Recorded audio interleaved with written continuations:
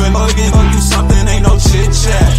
Better stay up out the way, don't get your shit splat. Stop, let this shit slide and get your lick back. And get your lick back. Get your lick back. If a nigga gon' do something, ain't no chit chat. Better stay up out the way, don't get your shit splat. Stop, let this shit slide and get your lick back. And get your lick back. I feel like I'm JX. J-Way. I'm a perfectionist. Adderall got me restless. I'm gone. Run with a wild crew, they get reckless. Young boy, come up off that neck. Into the trends. See a lead, be the band. Welcome to Bleachers and Speakers. I'm your host, June. I got my boy B. Foster. Before we get started, we want to remind everyone to subscribe to Bleachers and Speakers on YouTube and also on all the aggregators. That's anywhere you can listen to a podcast. You can find this podcast. You can find me and B. Foster. All you have to do is type in Bleachers and Speakers, FFSN, in your search in those platforms. And those are platforms like YouTube Music, Spotify, Apple Podcasts. Just type that in your search and find us, follow us. Make sure you download those episodes. And we're getting close to that 300 subscriber mark. So subscribe to Bleachers to Speakers on YouTube. Foster, we have to wait and watch everybody else play. And we have a Monday night game. I wasn't even aware the game was on Monday night until about Thursday. But really? we have a Monday night game. Like we said before, this is what we asked for. We asked for a successful team, and you're going to get some prime time tick. You're going to get Monday night football. You're going to get some flex games. You're going to get some Sunday night football games. And what was the last week? It was Sunday night. It was a Sunday night versus Kansas City, and now we back on primetime Monday night football. So it works out, man. It works out, and we are facing a formidable foe. Tampa Bay has been playing pretty good. They lost to I can't remember who they lost to. They got one loss, right? And they lost to Philly. They lost to Philly. They lost to Philly in Philly. So they're going to be they're always a tough out for us. They play us pretty decent as of late. They actually beat us last year in game number 2 here. So we're sitting at 4-2. I do not want to go on 4-3 into the break. I want, because next week is a bye. So I want to go into the break 5-2, Foster. And have you been paying attention to all the signings going on this week, Foster? I've been hearing stuff. You know, Facebook, I have those little, little articles that said the Lions signed this, Lions signed that, and some of them be capped. Some of them be lying. There was one that said they brought in CD Deuce for a workout, and I'm going on ESPN. I'm like, but no, that's not true. But have you paid attention to any of it, Foster? I want to know, who have we signed this week? Yeah, so the one guy that I saw was Kendall Fuller, a cornerback that most recently played for the Dolphins, but most notably, I think he played for the Commanders.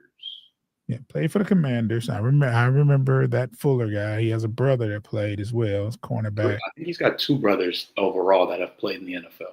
Okay. Or family members. Yeah. This one is pretty serviceable.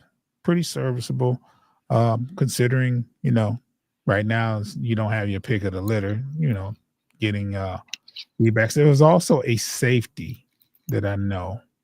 His name is Robinson, I believe. Oh, I can't. So this was a safety that came out the same year as Brian Branch. And I think he was the safety just opposite Brian Branch from Alabama. So he was somebody that I think was on our radar, probably just from paying attention to Branch and paying attention. Well, Arnold was here after, but so he's somebody that was on our radar, but I don't even know where he came from, to be honest. The Saints, maybe. I don't remember. I think he's been a couple of places. I'm not Oh, sure. Jamie Robinson, Yeah. and he Yeah. came from the Chiefs. Okay. Okay. And that's a safety, and it's you got to keep in mind no Branch this week, suspension, and Kirby has been ruled out. So we don't have not a one starter from the defensive backfield available for this game. So it's going to be a challenging game. Baker Mayfield has been playing lights out. So um so this is going to be a tough game. It's not impossible. I think the pass rush is on. That'll help your defensive backfield out a lot. A lot. They're gonna have to get the Baker Mayfield though. I think haven't paid too much how they are defensively, Tampa Bay, but I'm pretty sure their defense is whether it's pass or run defense, one of them is going to be kind of stellar. Just being the history of Tampa Bay and their coach. Um, I know they're blitz heavy, and I know they believe in blitz. So it's going to be one of those games where we have to keep Goff upright, and we have to be able to run the ball. That just about goes for just about every game. The Lions' success offensively depends on how well that offensive line is doing and how well we can run the ball. If we can run the ball, it bodes well for us versus anybody. Arthur, does Tampa Bay give you a lot to worry about? So defensively, they are very stout as far as stopping the run. They're anchored in the middle on the defensive line side by Vita Vea, and they have an All-Pro linebacker in Levante David. So that is one aspect of their defense that you definitely have to focus on. Like you said, they're blitz heavy, but their secondary is kind of a bend but don't break type of concept. They had a lot of guys injured last year, and we thought that we might have an opportunity to exploit them, but their reserves played pretty well and actually intercepted Jared Goff 3 times, I believe, and they held us to like 3 field goals, and although we did pass for over 300 yards, we were only able to punch into the end zone 1 time. So that was one of the major factors in last year's game, is not being able to convert in the red zone and takeaways. Yeah, I think the score was 20-16, if I'm not mistaken. That sounds about right. Yeah, so it was something like that. I mean, it was a close game. I think they scored late to go ahead, and they maintained it. So and they scored in the fourth quarter. So it's one of those things where it's hard for our game. Like you said, turnovers kind of doomed us. Goff did pass for 300 yards. It just couldn't convert in the red zone and those turnovers. And I think we have to be able to force turnovers to win this game as well. And it's, usually first thing you think of turnovers, you think interceptions. You know what I'm saying? And it's kind of hard to see us being a happy turnover team as far as that aspect with a whole new defensive backfield. Now granted, Meek Robinson has been around and he's been here. So it's you do have a familiar corner out there with a Meek Robinson. But, I don't even know who the other starting corner is going to be. Yeah, that's a good. It could be Rock. It could be Rock Ya-Sin. Could be. Yeah. That is who it is. Yeah, it could be Rock Ya-Sin. But as far as your safeties, I don't know, Foster. I don't even have a clue who's going to start at safety. It is going to be Harper is one of them, I believe. You said who? Oh yeah, Thomas. So Thomas Harper is the free safety, and then looks like Lauren Strickland. Is he on the practice squad? He was. I don't know if he got signed to the re-signed to. It might be Eric Hallett, the Grand Valley guy. Or no, that's Whiteside. Yeah. Everybody's gonna find out together as a unit. Playing with house money on the defensive backfield, man, this week, man. It is what it is. Not making any excuses, but that's what we have. Especially when when Brian Branch gets suspended. That was kind of self-induced. There is no kind of about it. That was self-induced. Yeah. Yeah, and I think the bye week, after the bye week, I think we expect Kirby Joseph to be back. We'll have our and then we'll be 1 week closer for DJ Reed. So not 1 week closer. I'm not saying he's gonna be back, but I know it's gonna be, as the time goes on, we're getting closer to getting our second cornerback. I mean our starting cornerback. And then I expect in another 3 or 4 weeks for Arnold to be back. So Arnold's back practicing, so clock's really ticking on him. They probably sit him out this week, Foster, and go into the bye week and bring him out the next game. Yeah, he's out. He's out for sure for this week. Yeah, so he'll probably be back the next game, and that'll be week 9. So that's what I'm expecting. It's going to be a tough game, man. It's going to be a tough game, and I do think the Lions are going to win. There's not a person that we're going to line up against where I think we're going to lose, but I do think we're going to win. There's just some keys to the game that we have to take care of as far as from my perspective. Foster, what are your keys to the game? So the Lions, for one, are 0-2 when they don't win the turnover differential.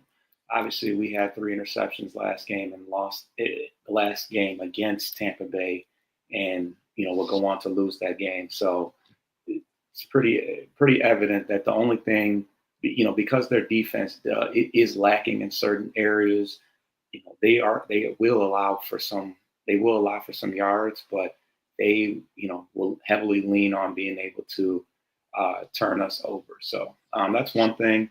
Also converting in the red zone.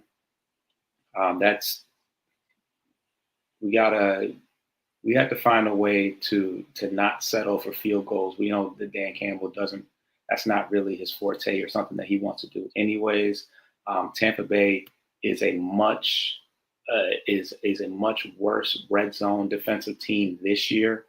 So I think that opens up that's going to set up some opportunities for us. And I think one thing that's going to be important, is determining whether or not, I know Mike Evans and Egbuka are questionable.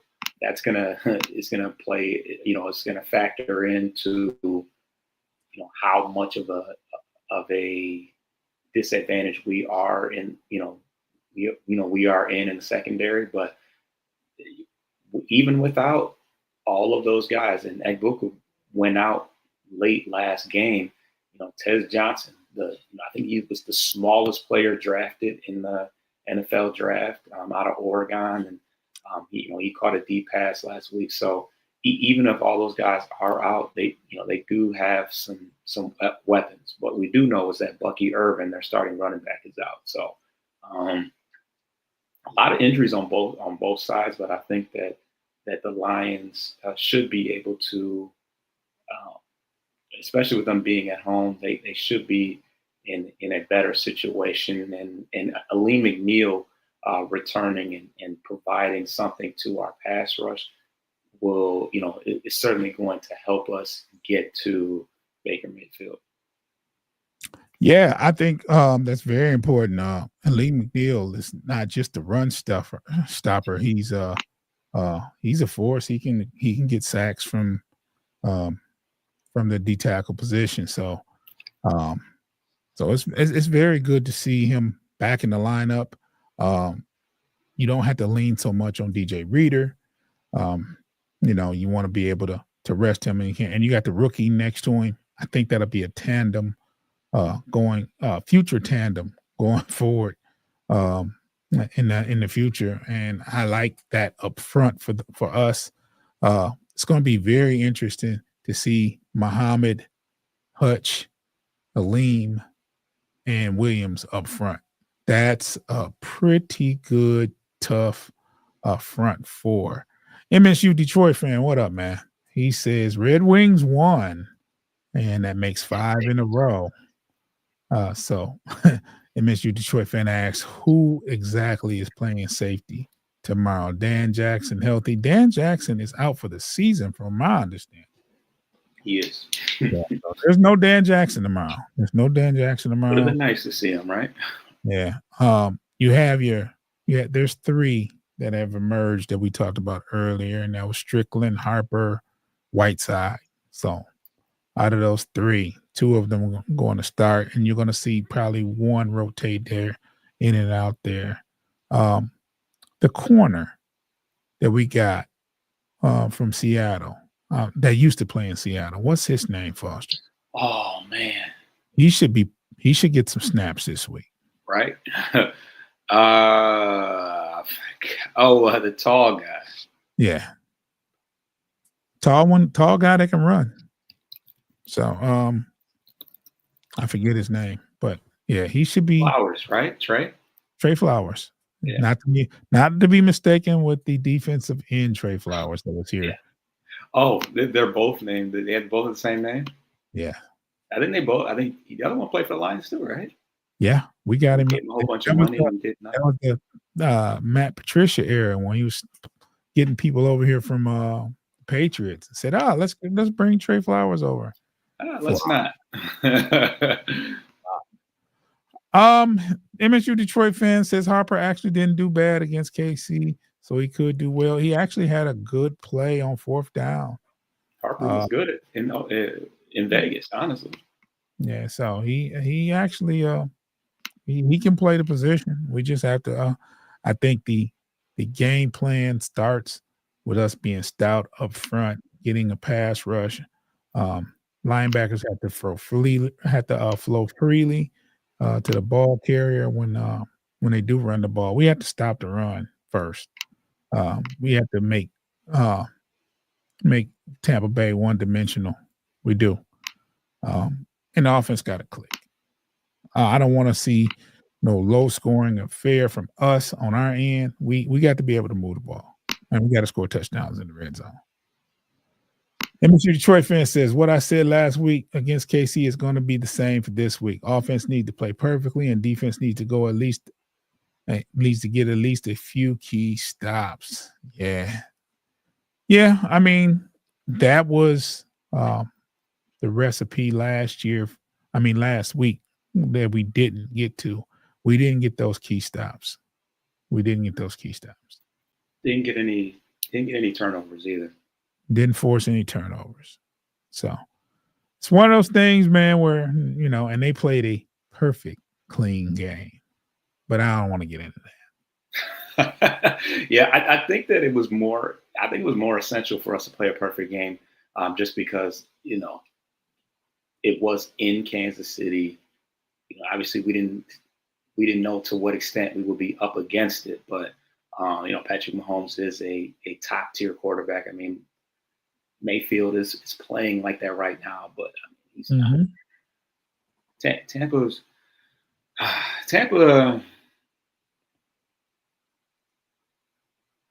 they're all right.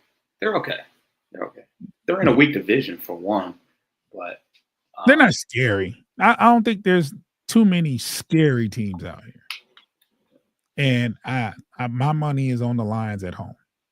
So whoever we're playing. So but this is no gimme whatsoever. We have to line up and play football. Say that again. We have to line up and play football. We have to do what we do best. We have to move the ball, and we have to make some plays on defense. Yeah, which is going to be a task with your top 2 playmakers out. So, who? Which Branch and Joseph? Yeah, for sure.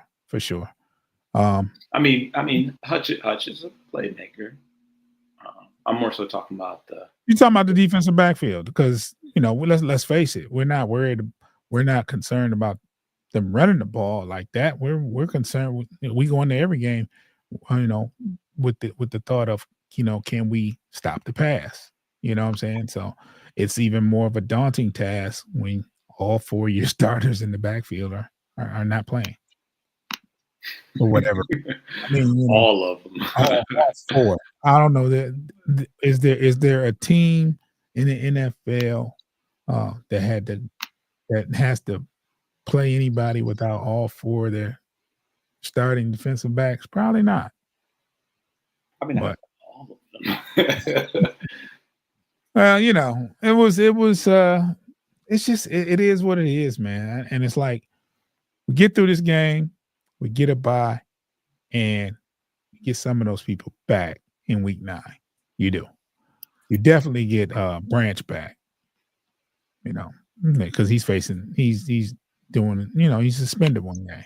And Foster, we talked about that too. It's like can something happen because it happened after the game? And I said he'll be fine. I didn't know he'd be suspended, but he definitely I think it's because it was such a spectacle and blew up on social media, and he's just bleeding out of it. It's just like, we gotta lay the hammer down on this one. Yeah, they did. They made they're gonna make an example. Like you play between the whistles. That's it. And if you're gonna do something like that, it's gonna be in between the whistles. Now after the game, it's just not gonna happen. MSU Detroit fan says no safeties, missing 2 of your 3 cornerbacks make it very hard. I know we have an elite D line and linebackers, but that can only do so much in the modern NFL. Hold that thought. Let's take a quick commercial. Not commercial, but we got some ads to play. If you're watching, give us about 10 seconds. If you're listening, you're going to hear some wonderful ads.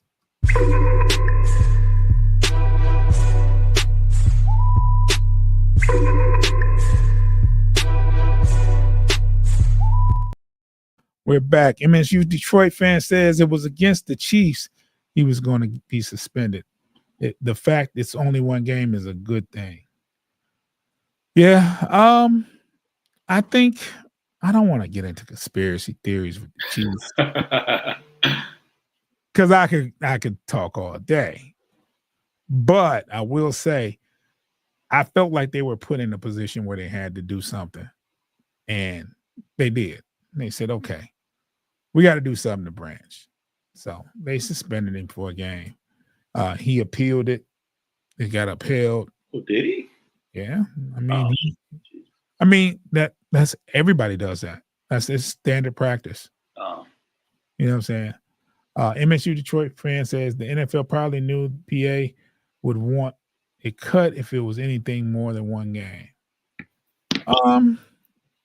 The reason why I was even surprised it was a game to be suspended because it was after the game. Wait, you think that it being after the game was better? I thought it was going to be a fine. Well, see, I think that's the reason. I think if it happened during the game, it's not a problem. But the fact that you try to get your lick back after the game means that you weren't affected during the game. You would have been ejected during the game, right? I don't have no reasoning for it. I just thought it was. I told you, I just thought it would be a fine. I didn't think he would be suspended. Oh yeah. I mean, yeah, I don't think it would have been a stiff enough penalty if you don't allow it to affect the game. Yeah. I mean, it was a brawl, right? Right. We see this about, well, not the takedown, but the swing. We see that just about every game. Right. But it doesn't happen. Yeah. But it doesn't happen after the game, so it's like it's hard to, you know what I'm saying? Usually after the game, they say their prayers together. They swapping jerseys. Yeah, right. You know what I'm saying? It's usually not really that much bad blood. It's like they leave it on the field. But, yeah, it's also probably a danger to everybody that's on the field. You got a bunch of people that aren't wearing pads. You don't see that often. Like after the game, there's a squad. Right. Like in the game, yes. In between the line, like sometimes a person might swing at a person and nothing else happens in a game. You know what I'm saying? But those type of things happen between the whistles. But like, I don't recall the last time something like that happened after the game. Like it's over, right?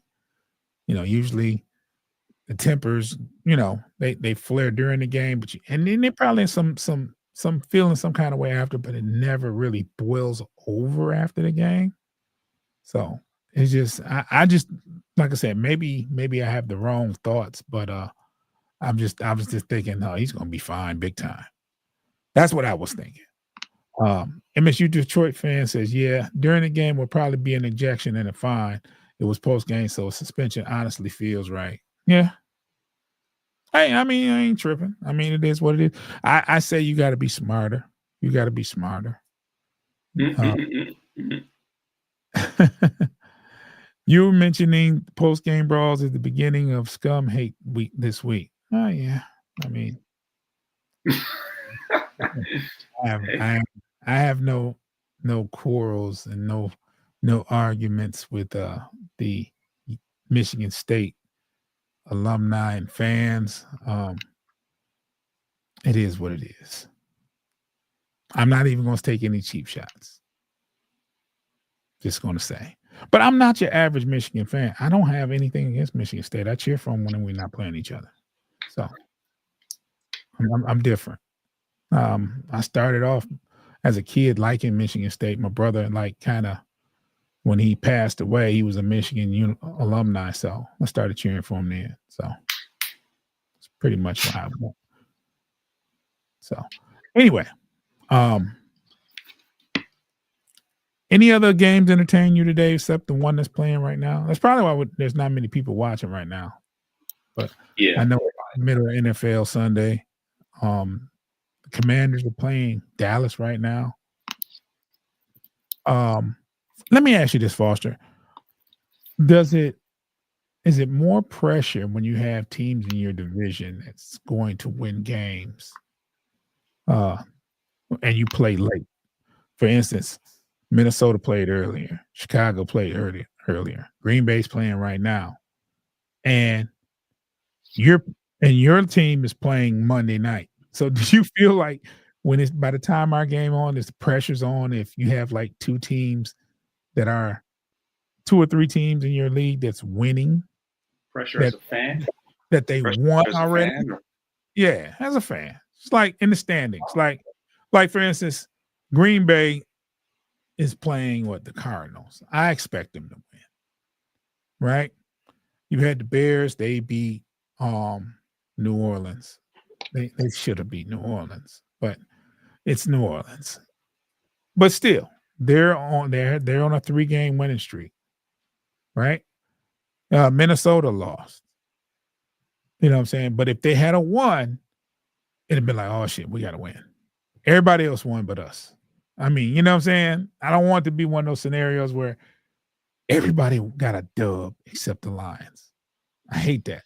Yeah, it's a tight division. So yeah, you really not a lot of margin for error. So yeah, we scoreboard watch all season long. So yeah, we certainly we definitely, especially when you're going up against a member of the NFC, that winning those games means something in the grand scheme of things. It's something to consider. Yeah. MSU Detroit fan said, but for the NFL, the last time, at least for the Lions, I could think of a post-game incident was 2011 when Jim Schwartz and Harbaugh went at it. I mean, he kind of slapped him in the back, really, really aggressive. It was really aggressive. It was kind of crazy. It was kind of crazy. That was a time, man. That was a time. Yeah, Frisco was it was really, really good for a minute. Yeah, I remember that game like yesterday. But like I said, it's not every day where you see a scuffle after the game. I think that's part of the reason why it was like that, is because it was so. If it was more common, it would probably be more like, oh, it happens. But the fact that it was so rare, they were like, oh no, we got to nip this in the bud. My man just frozen. The frozen still shot is him with his helmet off and his nose bleeding. It's like, wow, that was a good shot. If you hit somebody with their helmet on and they nose bleed, that was a good one. I think it was from the helmet coming off. I think it kind of yeah. because he didn't. Yeah, because he didn't hit him. He Well, never. I know he didn't Oh, hit him. well, he did catch him with one. He did catch him with one. That could possibly have done it. Yeah. I mean, you ain't supposed to bleed after, I don't care if you got on the helmet's supposed to protect you, man. It's supposed to. It's supposed to. I mean, a hit is one thing, but a punch, you should be all right. But man, let me ask you this, Foster, and it's been ever since the incident, I've been thinking about this. Brian Branch has had a history of fines, especially this year. And he was fined earlier this year. Do you think this is going to be an ongoing thing? Like, do you think at this point he learned his lesson, he's gonna chill, or do you think there's gonna be more? Well, this is the first suspension that he's dealt with. He's dealt with an ejection, but this is his first suspension. Well, So let's say this. Let me say this. It's always been like some kind of fine or some after the game that he finds out the next day he's been fined. Or I think it was last year. Was it versus Green Bay? He got kicked out of the game where he was throwing up his middle fingers. Yeah. So, do you think this kind of thing is just it is what it is, and we have to accept it, or do you think at some point it'd be like, let me clean this up? Let me just there's no accepting it, especially in a situation like this where we would be in a much better standing if he was out there. I mean, this game could ultimately could have implications on our season because every game counts. There's only 17 of them, so no, it's definitely something that shouldn't be looked at as it is what it is. And we've talked about it to nauseam as far as when these extensions come around, you start trying to figure out who is deemed worthy of it. Like these are things to take into consideration. And it's kind of the same thing that we dealt with Jameson Williams, where it was like, you're a great talent, and you're a game changer. But if you're getting suspended for this many games, for a game here, game there, like eventually you're going to be looked at as a liability. So yeah, I think that he's going to take the opportunity to accept accountability and understand that, like, it's one thing, a targeting penalty, especially a questionable one, is one thing, but making poor decisions after the game is unacceptable. And if you're gonna take a loss on something, let it happen during the game. Don't eliminate yourself from the next one because of an emotional, impulsive reaction. Oh, he made me bad. It made me mad. I'm gonna go smack him in the face. Like, come on, that's childish shit. Yeah, but one thing I can't say, he did feel remorseful, and he said, I shouldn't have did it. I shouldn't have did that. And Dan Campbell was like, no, we don't do that here. I love Brian, but no, that's not the way. So hopefully, this is a coachable moment. This is a teachable moment. And he'll learn from it and move on. It's not acceptable. I will say that. Just can't do it. Between the whistles, if you get in a scuffle between the whistles, you won't hear me talk like this. After the game, no, let it. It's over. Let it go. If you you don't have to shake hands with nobody. Head to the tunnel. Now, the reaction from Zaire Franklin was actually pretty hilarious. He plays for the Indianapolis Colts, and he basically said he's doing God's work. Yeah, he's doing God's work. He deserved it. He's a guy that Juju's a guy that takes those cheap shots after the whistle, and he's been fixing for a bruising for a while. So yeah, I didn't see the entire thing, but when he did that blindside block, was there any kind of argument, a scuffle then? I did not. I heard about it. I heard about it more so than than witnessed it for Because myself. I saw it. I saw the blindside block, but there was nothing that happened after that. And my thing is, that's when that should have happened. Maybe, but in his head, he's probably thinking, I can ill afford to give up a free 15 yards on some bulls, on some BS. So, I think the game was out of hand by then. But yeah, I don't know. Yeah, I think it was. That's the thing about it. They were already down. It was time winding down. There was nothing, no reason to do something like that. They were just trying to run the clock out at that point, I believe. I could be wrong, but maybe so. But to that, Foster, I just say, you got to pick and choose your spots to have some kind of resistance. You know what I'm saying? If you can be reserved at that moment, you can be reserved after the game. So I think if that happens during the game, I get it. Because emotions are flared. He didn't hit you from behind. You get up and you get in his face. You argue and you throw a punch. I get it. Like nobody says anything as far as from a fan's perspective. It's like, oh, this is why this is happening. We found out the next day why it happened. You know what I'm saying? So it was people that actually, and you know what I noticed, Foster? The cameras don't catch everything, but in today's day and age, somebody's in those stands, somebody's on that sideline with their phone, and they capture everything. And even if NFL films didn't get it or catch it, somebody was going to post it. So it's one of those things where it's if you do something on the field and it's crazy, egregious, or anything like that, it's probably on tape.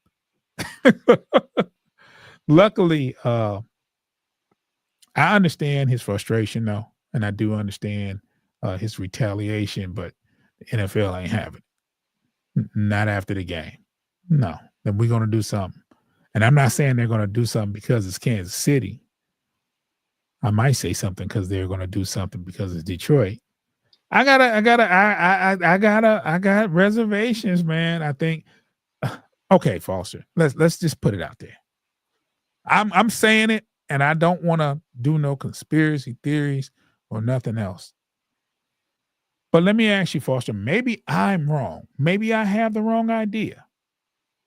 But how often does New York call in for a play on the field? I'm not going to act like I keep an eye or I keep that close of a watchful eye on every game and every team. Well, hold on. Here's the thing, right? And I was thinking, I'm with you on that. But you've watched a ton of football games. I do. A ton of them.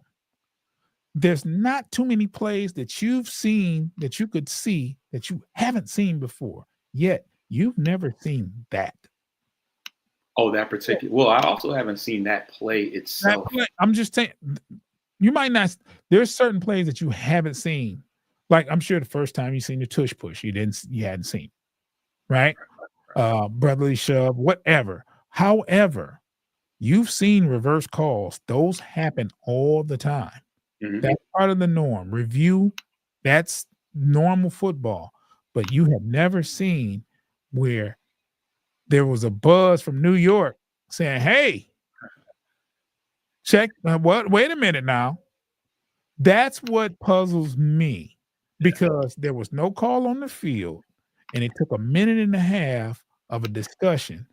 And then they tried to say it wasn't from the NFL.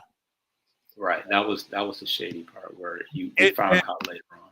Regardless if the play was illegal or not, it looks shady. And that's all. I don't want to get carried away and say, hey, but I honestly believe that touchdown or not getting that touchdown kind of hurt.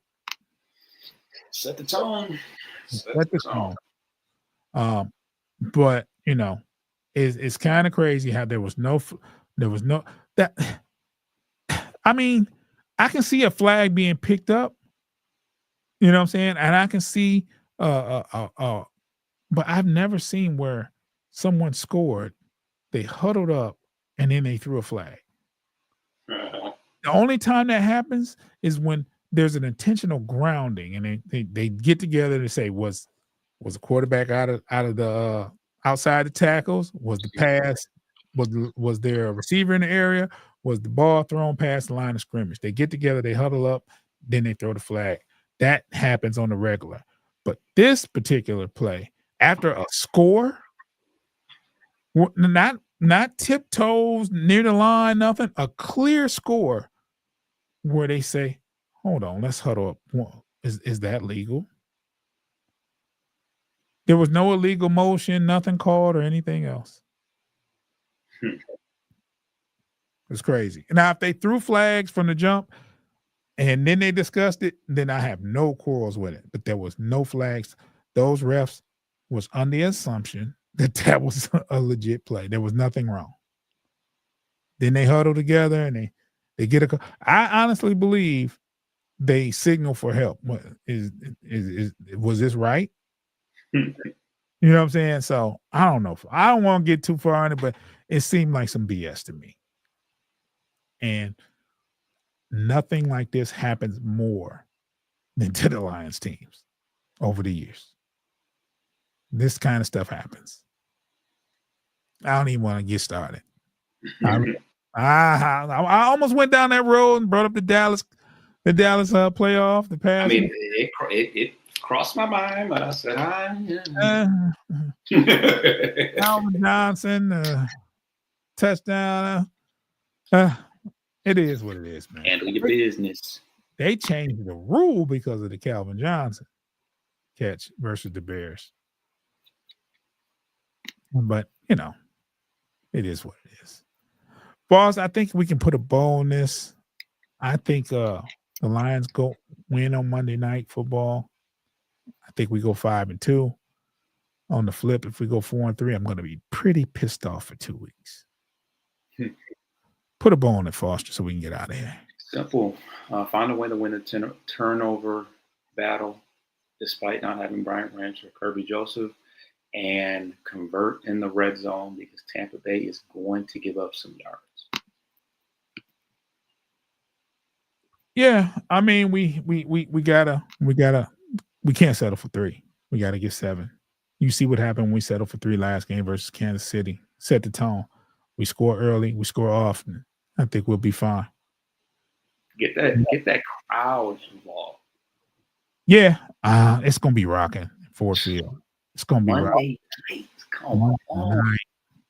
Monday night. I wish it was a Sunday night game. I wish it was because I'm off. Well, aren't you ready to watch that game? Yeah, I mean, just because I'm off tomorrow, I can actually have I can drink. You know what I'm saying? I can have a good time if it was tonight. You know what I'm saying?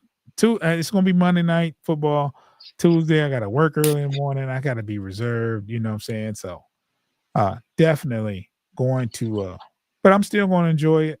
And when the Lions win, you'll see me live at least for about 15, 20 minutes after the game.